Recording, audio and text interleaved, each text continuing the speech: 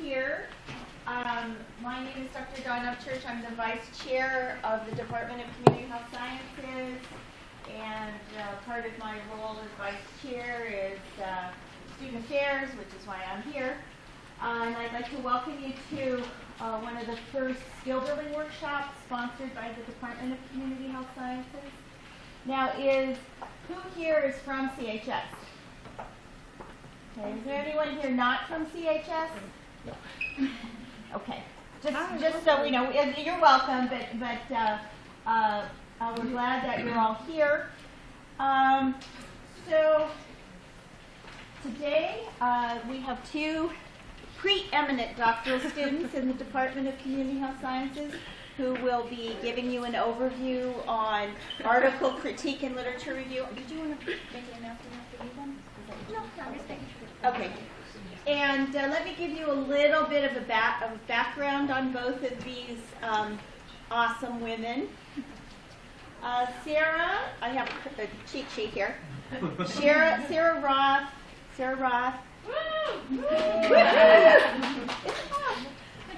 Received her master's degree in international development from the University of Denver and is a third-year PhD student in CHS, and her research includes interests including urban food environments and food justice. And then Monique Yeo received her MPH in Community Health Sciences from the University of Texas and is now a fourth-year doctoral student in Community Health Sciences. And her research interests include adolescent health and the role of the school context. And both Sarah and Monique have worked on multiple research projects, primarily with Dr. Mike Prelip on a variety of different projects. And so they have quite a depth of expertise, both in terms of how to do lit reviews, how to critique and synthesize the literature, and how to read a journal article. Now, who here has experience of reading a scientific journal article? Okay, good. So that's a good starting point. And it's important also for MPH. Some of you I know here aren't MPH students, but it's also important for MPH students because a big part of what we're doing in helping you become public health professionals is to be able to do the science of public health, which means understanding the scientific method and understanding issues around study design and data analysis and quality of data so that you can make a proper distinction with respect to level of evidence and generalizability. Okay? So with that, I'm going to excuse myself because I kind of know how to do this. Hopefully, one would hope. So enjoy this. I'm sure you'll get a lot out of it, and we're really glad to see you here. I'll see you later. So thanks to Dr. Upchurch, and thank you guys all for being here and for the department for putting this on. I'm just going to briefly give you an overview of the workshop that we're going to do today. Just a quick question. So most of you are from CHS. How many of you are first years? And then second years? Okay. And then I know we have some doctoral students as well. So the main overview of the workshop is I'm going to go over critiquing articles. In our public health field, we kind of deal with two different types of articles. So we have the social behavioral science research, which are more like observational studies, maybe what you would think of as like faculty members doing.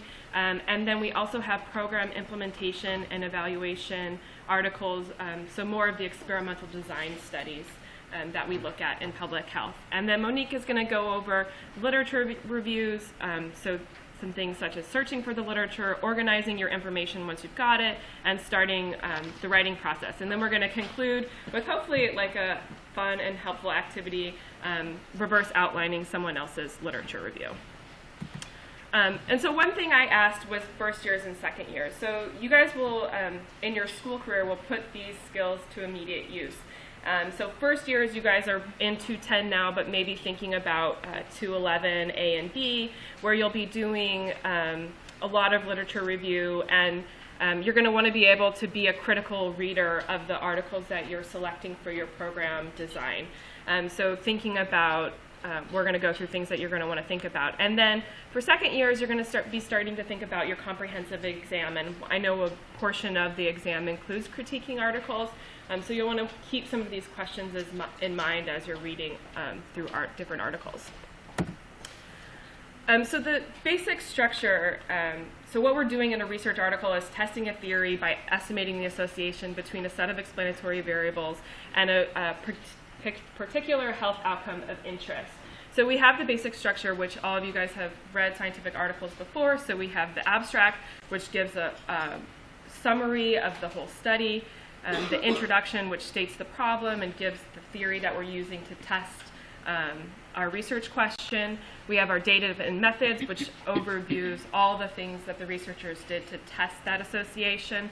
We have the results section, which just sort of is a laundry list of all of the findings of that study. And then we have the discussion and conclusions, where the researchers synthesize all of that information into one section, kind of tell us what it means, what the implications of the findings are, and as well as the strengths and limitations of that study. We're good? So the introduction and background section. So when you're critically reading an article, you may want to think, so the first thing you kind of want to think is the research descriptive or is it explanatory? So is it telling me, example of a descriptive study might be a prevalence study. So I'm thinking about what is the prevalence rates of obesity, what is the prevalence rates of a given mental health outcome. It's not really trying to explain why that health outcome is happening. It's just saying, like, it's a problem. The other one is explanatory. So if you're thinking about maybe something like a health outcome like obesity, maybe obesity is happening because people don't live close enough to a grocery store, or they live in a food desert without access. And so then you're going to bring together variables to test that health outcome. And then another question that you want to ask yourself while reading the article to be critical of it is, why is the study important? So do the authors do a good job of giving an impetus for why they're conducting the study? If it's a health outcome that only affects maybe three people in the whole world, maybe it's not an important thing that we should be devoting our limited research dollars towards. And is the research question something new and innovative, or has this research question been answered already, 12 times in different studies or hundreds of times? And is it new? Is it contributing to a gap in the literature something we don't already know? And then what is the topic? So do the researchers clearly articulate the research question that they're asking in the study? Because if you don't know, then it's unclear, like the results don't align with a specific question that they're answering. So in your data and method section, this is oftentimes where we'll focus a lot of our critiques. I think from a student perspective, I feel like it's an easy place to really dig into what issues might arise in a study. I think, as we all know, or maybe we'll learn, it's really hard. We operate in a very real world setting, so it's really hard to conduct experimental research in the public health setting. We're dealing with people, we're dealing with communities. We just can't do randomized controlled trials. The ethics and the logistics of that don't really work for the type of research that we do. So some questions that you're going to want to be thinking about as you're reading the methods is when, where, and how were data collected? Who is the population that we're studying and interested in? How many participants were involved? So sometimes if there's only 10 participants, what sort of conclusions can we make about the data and the results that they're presenting? And also, what type of analysis did they use? So does the analysis align with the research questions that they were asking, and does it actually tell us the results that they're showing us in the next section? So in the results and discussion section, you're going to want to think about what are the 3 to 5 major findings of the article. How generalizable is this information? So if it's like a very small population in a very specific context, does this information translate to other populations outside of the study population? Was the theory supported? So in their introduction section, they should have presented some sort of theory, some social science theory that supports the research questions that they were asking, and so does the results section kind of go back to that theory? What are the strengths and weaknesses of the study design? So many times, or almost all, I think all scientific articles will present a limitation section, but sometimes, especially having written our own limitation sections, you kind of maybe gloss over the things that like might be bigger issues. So are there things missing from the limitation section that you see in their, either in their methods or probably in their methods or the results? Is there any information missing in their results section that's also a red flag that there's like some maybe bigger issue with the quality of the research? And then what kind of implications for future research do they make? Do you find that those implications align with the conclusions that you would make from the results as you read them? So the second type of article that we'll often work with, and as public health practitioners you will frequently work with, are things about program implementation. So for those of you who've taken 211, again, you've kind of gone through all of this in 211A, and for those of you who will take it, you'll get very familiar. But we want to know, does this program actually meet a need? And if it meets a need, is it acceptable to the population that you're targeting? So things like needs assessments and how the researchers or practitioners came to the conclusion that the program was a good fit. Is the program based on theory? Again, we want to revert back to our social science theory to know that there's some sort of underarching concept or principle that's supporting the reason why we're implementing this program. Was the program effective? Is it replicable? So can you do it in a different setting? Is it sustainable? So if it's a great program and they show great results, but it costs $3 million a year to implement, or it requires workforce that isn't available to that group, maybe it's not something that we want to recommend and replicate because it doesn't fit. It's not something that's easily transferable to other populations. That's okay.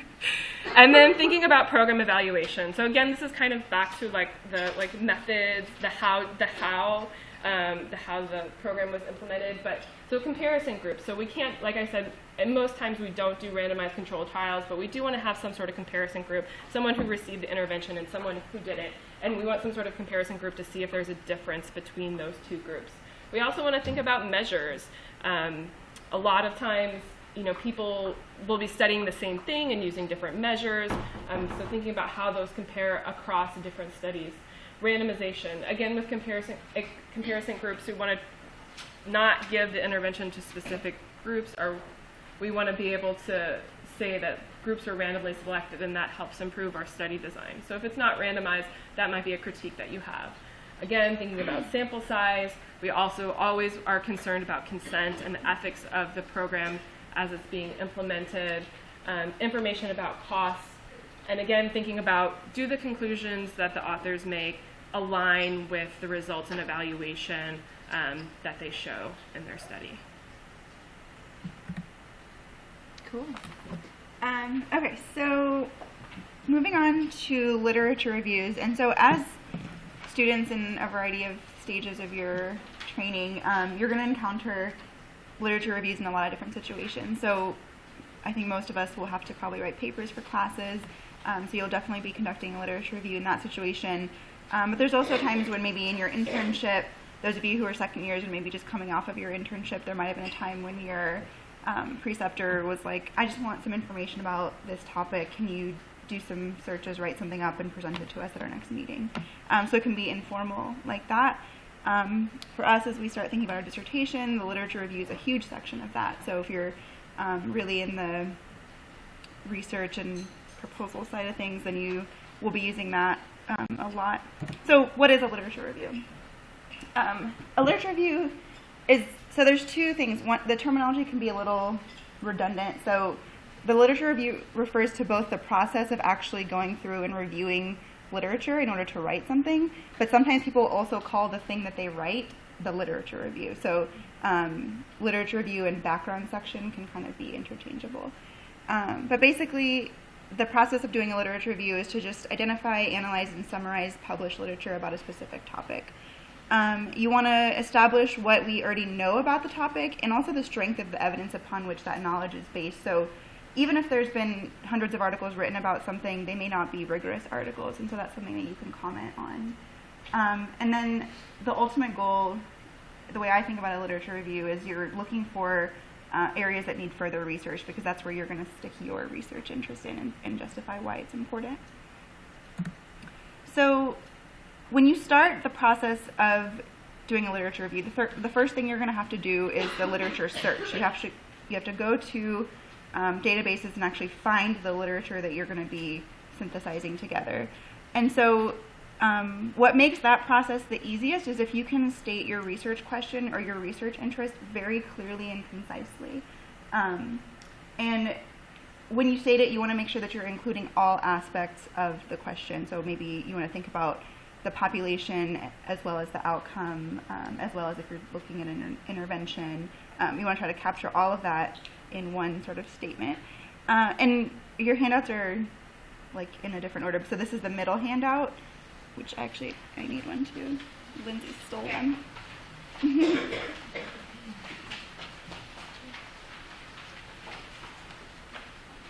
So in that middle handout, it's just a Venn diagram worksheet that you could potentially use if you were starting a literature review. If you can break down your research interest into a couple different concepts, you can put them into these circles, and then you want to be doing searches about, concept 1, searches about concept 2, searches about concept 3. But what's really going to help you is when you get to these overlapping areas. So if you are able to find articles that cover 2 things that you're interested in, those are going to be more helpful for you. So you see they're more relevant.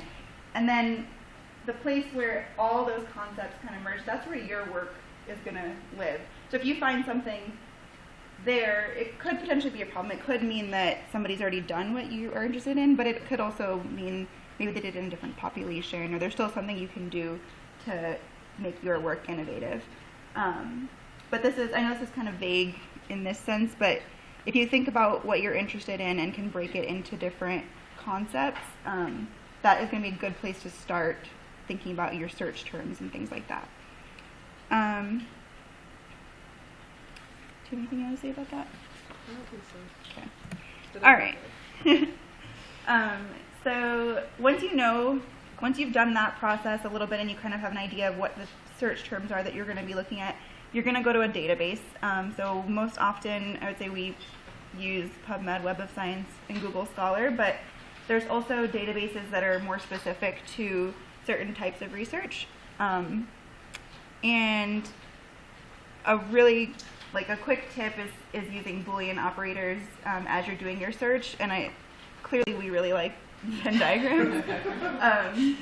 So this just visually depicts the difference between the and the or term. So if you are doing a search, so let's say you have these 2 concepts that you're interested in, college and high school. So if you use and in your search, you're going to only get the articles that have both of those words.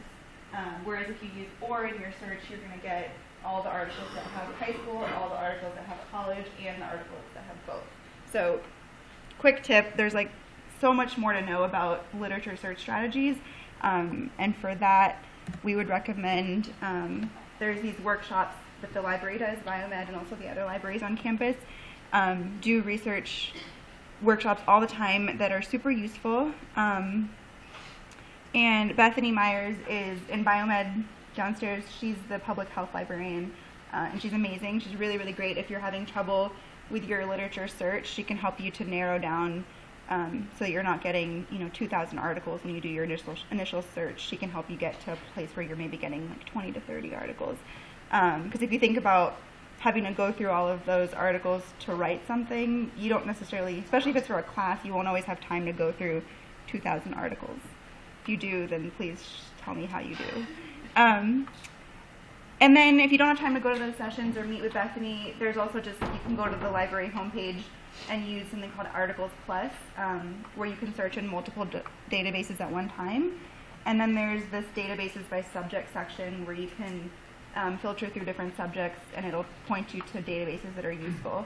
And when we were discussing before the fact that a lot of times our community health science work kind of spans multiple disciplines, and so maybe going to the life and health sciences public health section is not going to be useful for you if you're interested in something like racism or gender or topics that can span multiple social science fields. And so you can look through all the different topics that they have and find the one that fits what you're looking for. All right, so you did your search, you found a bunch of articles, and you're starting to look through them. So generally, you're going to gather 2 to 3 times the amount that you're going to actually use. And usually, so this is going to be an iterative process. So at the beginning, I tend to read mostly the abstract and kind of skim articles. But as you get deeper into your gathering process, you're going to start to actually read the full article. Some things that you're going to start to notice, maybe that everybody tends to cite this one group of people, and that might give you a hint that these are seminal researchers in that topic, and so you probably also want to cite them in your work. Another tip is to look for a review article. So if you're interested in like diabetes intervention work or something like that, maybe you can find a review article that does a review of a whole bunch of interventions, and then that's like a gold mine for you, because you then have not only their summarized information that you can pull from, but also all the citations that they have. I was going to say one thing. So you can actually, and you can put in review article as a search term, and that'll get more review articles. And then we said here consider using a citation manager, but I would say we highly recommend using a citation manager. They're not perfect. They are still going to result in errors, but so do humans. And so it can be a really, really useful thing to do very early on, particularly for class projects. So do you want to talk about like how you use it in class? Yeah, so most of you are probably interested in like one specific topic, but maybe multiple topics, but you'll write similar papers across different classes. And so I started using my citation manager in my first year, but now when I have, like, I'm like writing a similar paper, I can be like, oh, I want to go back to that citation that I used, last year or 2 years ago, and I'm able to search. I use Zotero, and I'm able to search Zotero to find that citation, or I can search by different topics or keywords, just for things that I've already read and maybe already familiar with and have used in the past. So I think it's super helpful. It has been very helpful for me in terms of writing term papers and things like that. Is this the same as something like note which formats are Yeah, exactly. Okay, so, and we're going to talk a little bit more about citation managers in a minute. So you've gone through this process, you've found articles that are working for you. The next thing that you have to do is to take notes on these articles, so you actually have a place where you're synthesizing this information that you can then eventually translate into your writing. And so there's multiple methods. I'm going to show you a couple. One way to do it is to use a table. So you could, in Excel, you could create as you're pulling these articles, you could start like a line for every article where you fill in the citation and then notes about the article. So study sample and size, data collection, key measures, data analysis, findings, strengths and weaknesses. And so as you're reading, you're filling this in, and you can imagine if you had 10 or 15 papers that you did this for, you could then look down a column and think about, okay, well, did everybody that was studying obesity, did they measure whatever variable, whatever key measures they had, were they measuring them in the same way? And then that might be a place where you identify a gap. Or you might see that, well, in all these studies where they looked at this association, we have mixed findings, and so clearly there's more work that needs to be done to figure out what exactly is happening here. So it lets you organize your stuff in an organized way. Another way to do it, so I don't do this. I think this is a great strategy, but I don't always have time to do that. And for me, like Sarah was saying, I write about generally the same topic. And so I kind of have an idea going into a paper of how I want to organize and what the different key areas are that I want to hit. And so what I do is I actually just use a Word document, and I like highlight out those different topics that I'm going to try to have in my paper. And so in this paper that's from like a couple years ago, so I'm not really sure what paper it was, but I just had listed out, I knew I wanted to talk about the health benefits of physical activity. I knew I wanted to talk about theory. I knew I was going to be talking about the role of schools and PE. I knew I was going to talk about PE requirements. And so as I was doing my search, I was looking for papers in these different categories, and then I would take my notes directly onto this document, but I would cite where I was getting that little note from. And so this document, it was pretty long. It's like 9 pages long. But eventually that became the precursor from the outline of my paper, because I already had all the notes organized in there. Where's the mouse? Nope. There. Got it. So, I mean, that's not to say that my method is much faster. It's not about speed, but it's what works for me. And so it might take some time, but hopefully not that much time, for you to figure out the method that works for you. Okay, so then you downloaded all those papers, you took notes on them. You should then have a good idea of what the major achievements are, and achievements in quotes because it may not be relevant to your topic, but like what's going on with regards to your topic. Are there some areas of debate? Do people disagree about something? And basically, what are the remaining questions, and what is the gap that you are then hopefully going to be filling? And so you can use these subsections to then create a logical structure to present that information to the reader. And so that's what the first page, so this structure and structure and language of literature reviews. So this is literature reviews, parentheses, background sections. So these are just different ways that you can organize a background section. And that's if you're doing more like a term paper or a research paper. But if you're writing a document for your preceptor, like a more casual setting, you still want to have that document organized in a certain way. And so this just gives a whole bunch of ideas of how you can do that. And some of it is discipline specific, but public health is broad enough that I think that any of these could work. And then it also gives some language tips of how you can refer to the literature in creative ways. Okay, and then quick note about citations. This is from Dr. Upchurch. When in doubt, and even if you're not in doubt, cite your sources. So she sees a lot of cases where people are basically plagiarizing. So if you are unsure, just make sure that you always go ahead and cite a source for anything. And if you have a quick question about citation styles, Purdue OWL is super useful. It's like a good reference to just go to really quickly to make sure. Even if you're using a citation manager, I would recommend using Purdue OWL as well, or whatever resource you like. Because like I said, citation managers make mistakes and you have to be able to catch those mistakes. So we both use Zotero. There's also Mendeley, Zotero and Mendeley are free. EndNote has a cost associated with it, but people that use EndNote really like EndNote. So we definitely recommend these I use it for everything that I write, but for your 211 projects, they're going to be super useful. If you are interested in using Zotero and you want to talk at another time about it, I'm happy, and Sarah's happy to talk to you about setting it up and getting that going so that you are in good shape for your classes and all the excellent papers you're going to be writing. Okay. So what we're going to do last is an activity. Do you want to do it? Do I want to do it? No, you do it. Okay, so we have this paper that we pulled. It's not the whole paper. We just took the first 2 pages.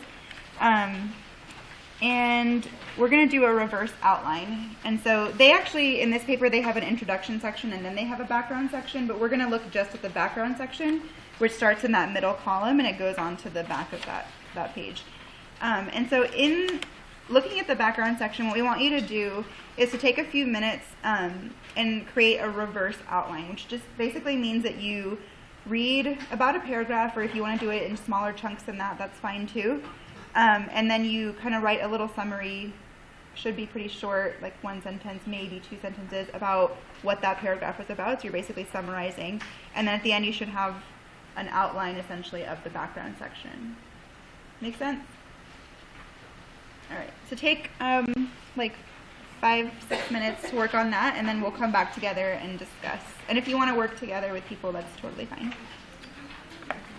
Okay, let's go ahead and start. All right, so looking at that first paragraph in the background section, someone tell me what they wrote, and we'll start writing our reverse outline.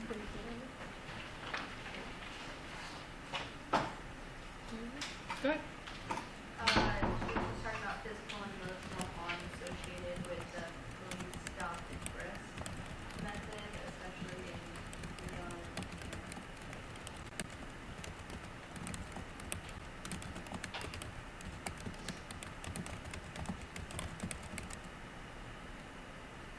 Anyone want to change or add to it or make it different? Or we're all good? Cool. All right. So that's what they talked about in the first paragraph. What do they say next?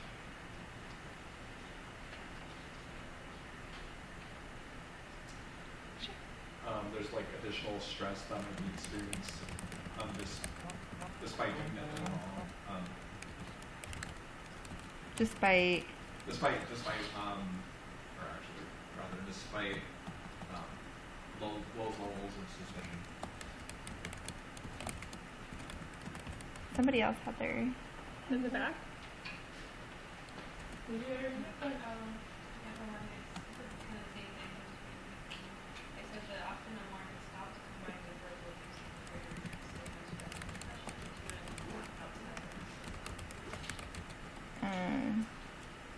Stigma, stress.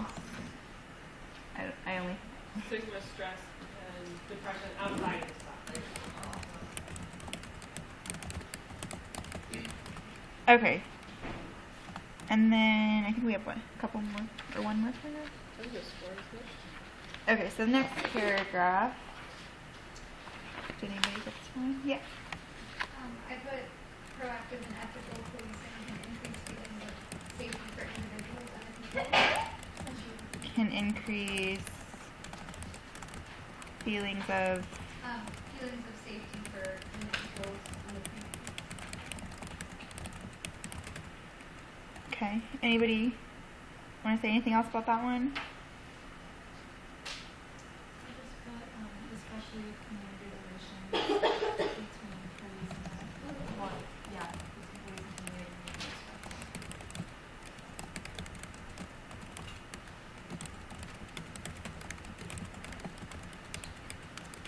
Is that what you said? Okay. Okay. And then last paragraph in the background section. Yeah.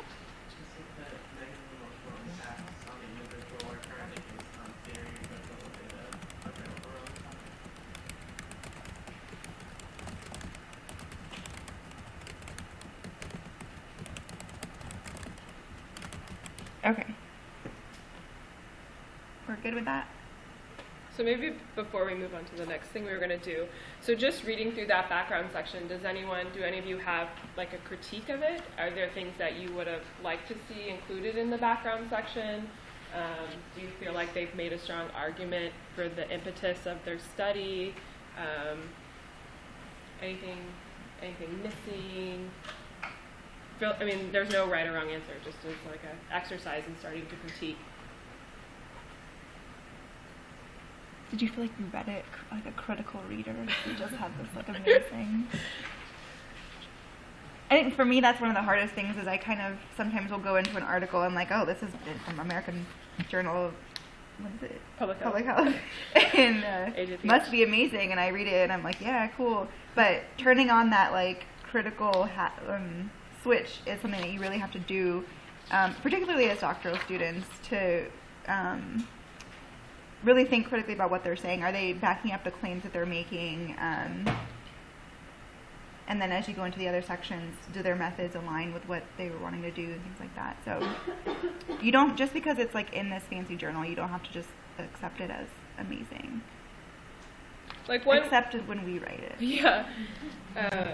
like one critique, just kind of looking at it, if you look, so usually in your last paragraph, you'll say, you know, this is what our research is, this is what our research question is. But if you look at this, they say what the gap is, but they don't say what they're studying, right? So something helpful to include might just be like, this study is going to do this.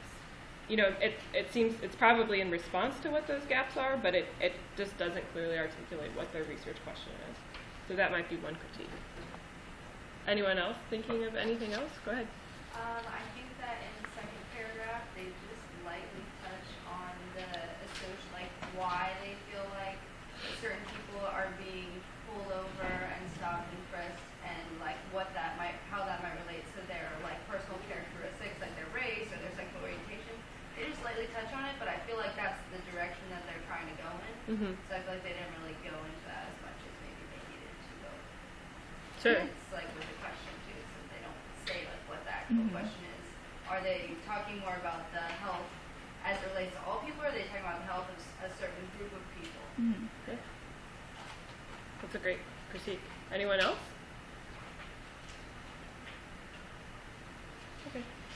Okay, so what the reverse outline basically helps you to think about is just the organization of the background section. And so once you've created this reverse outline, you can kind of think one step even further back to, in order, like if this is what their goal was, to kind of, one, they wanted to go through what the physical and emotional harm was, then they wanted to talk a little bit about stress levels and like unwarranted versus warranted stops. Then they were talking about, well, policing, other than the person who's maybe in that encounter, everybody else, maybe they're feeling safety by these stops. And then they talk about the gap, basically. And so if that's what their goal was set forth, what do you think might have been some of the topics that they searched in there? It's like really hard to draw with 3. Good job. What potential topics might they have been, so going reverse even one more step, what could they have been focusing there? If you were going to write this study, what would your search start with? I guess like, it's very charged, but like police brutality and like emotional trauma. They're two different things, right? This is the outcome, and this is the explanatory variable. Emotional. What does it say? Trauma. And what would maybe be a third thing that you would add to like hone that research topic down? We also mentioned physical trauma as well.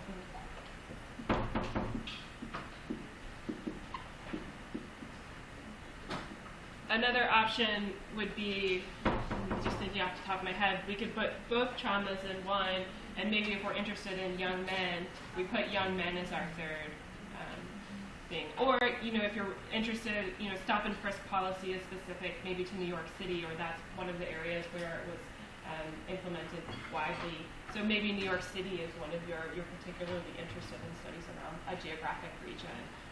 You don't have to have 3 circles either. That's just one. on the worksheet. You could have 2. You could have 4. There's no limit to that. So this just kind of shows you maybe where they started from. They then went through and did a literature search to see what do we know about police brutality? What do we know about emotional trauma? What do we know about physical trauma? What do we know about young men? And then what do we know when these areas overlap? And so that probably informed how they searched for literature, and then how they went through and actually wrote this. So that going in reverse, I think, can help you sort of see how somebody else has done it, and then maybe that can help you figure out how you might want to approach this process as you start to write, conduct literature reviews, critique articles, and write some great stuff. So that's all we have. If you have any questions, we're happy to answer them. Questions? Otherwise, Yeah. Oh, yeah. So there's the paragraph about this perceived safety from a police presence. Yeah. Is it sort of incumbent on the researchers to look for the kind of counter argument as well when you're researching your research? I would say it kind of depends on what the purpose of what you're writing is. And so, like we talked about, they didn't really, in the background section at least, they didn't really specifically say exactly what they were doing. And so I don't know for that, in this case, if that would be a relevant thing for them to do. But if you are presenting maybe more of a descriptive article about what has been going on, then you would definitely want to be covering multiple sides of an issue. And I would say it strengthens your arguments if you have a particular perspective to acknowledge that you know that there's other research and other perspectives out there that may contradict what you're saying, so that all of our articles are peer reviewed. So someone else is going to say, well, I researched how police community relations make people feel really good, so I don't agree with your findings because my research contradicts yours. So if you acknowledge it, it just kind of like stops that argument. It lets them know that you know that it's out there and that it exists. Other questions? Great. Thank you guys for coming.